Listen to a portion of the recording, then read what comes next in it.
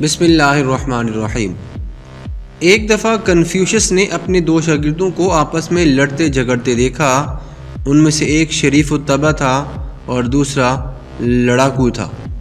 باقی تمام طلباء کے ہاں ان میں سے ایک جو شریف الطبع تھا وہ باعمل انسان سمجھا جاتا تھا، جبکہ جو دوسرا تھا وہ ذہین اور رحم دل ہونے کے ساتھ ساتھ مغلوب الغضب بھی تھا۔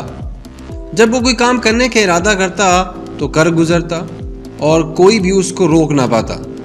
اگر اس کی راہ میں کوئی حائل ہونے کی کوشش کرتا تو وہ بلا توقف غیظ و غضب کے ساتھ اس پر برس پڑتا۔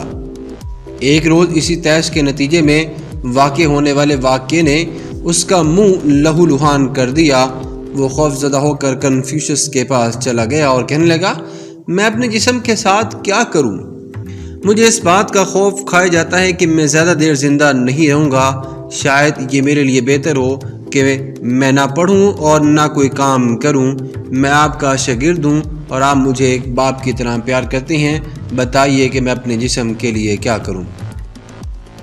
کنفیوشس نے جواب دیا، زیلو، تم اپنے جسم کے بارے میں غلط نظریہ رکھتے ہو۔ یہ پڑھائی یا کام نہیں بلکہ تمہارا شدید غصہ ہے جو کام خراب کرتا ہے۔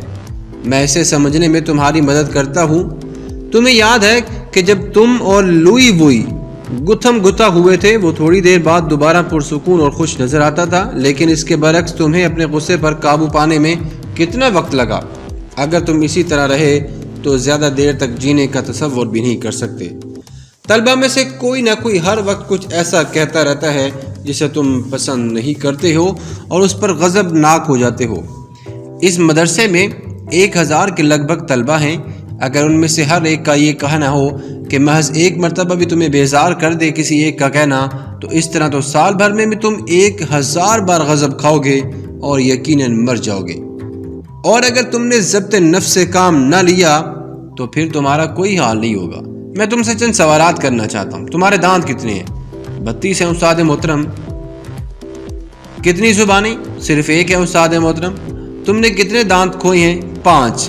ایک جب میں 9 برس کا تھا اور 4 جب میری عمر 26 برس کی تھی۔ لیکن تمہاری زبان اب بھی بالکل ٹھیک ٹھاک ہے۔ جی ہاں۔ تم مونگن کو جانتے ہو جو کافی بوڑھا ہو چکا ہے؟ یہ ایک انسان کا نام تھا۔ جی ہے، میں اسے اچھی طرح سے جانتا ہوں۔ تمہیں معلوم ہے کہ تمہاری عمر میں اس کے دانت کتنے تھے؟ میں نہیں جانتا استاد محترم کہ اب کتنے ہیں اس کے دانت۔ شاید 2، لیکن اس کی زبان بالکل ٹھیک ٹھاک ہے، اگرچہ وہ ابھی بھی کافی بوڑھا ہو چکا ہے۔ تم نے دیکھا کہ دانتوں کا وجود ختم ہو جاتا ہے کیونکہ وہ زور آور ہوتے ہیں اور ہر اس چیز کو پا لینے میں مصر رہتے ہیں یا ڈٹ کر رہتے ہیں جس کی وہ خواہش کرے۔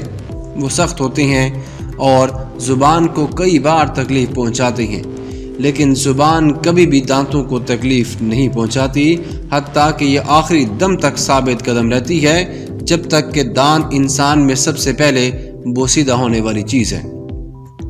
زبان دانتوں کے ساتھ شریفانہ اور پرامن رویہ رکھتی ہے، کبھی غصہ نہیں کرتی اور نہ ان سے لڑتی ہے، حتیٰ کہ اگر قصور بھی دانتوں کا ہو، ہمیشہ انہیں ان کے کام انسان کے لیے کھانا تیار کرنے میں مدد دیتی ہے۔ اگرچہ دانت کبھی زبان کی مدد نہیں کرتے بلکہ اس کے برعکس ہر چیز میں رکاوٹ کھڑی کر دیتی ہیں۔ یہی معاملہ بالکل انسان کے ساتھ ہے۔ رکاوٹ کا سبب بننے والی مضبوط ترین شے سب سے پہلے فنا ہو جاتی ہے، لہٰذا زیلو، تم اس کی ایک مثال بن جاؤ گے اگر تم نے اپنے نفس پر قابو نہ پانا سیکھ لیا۔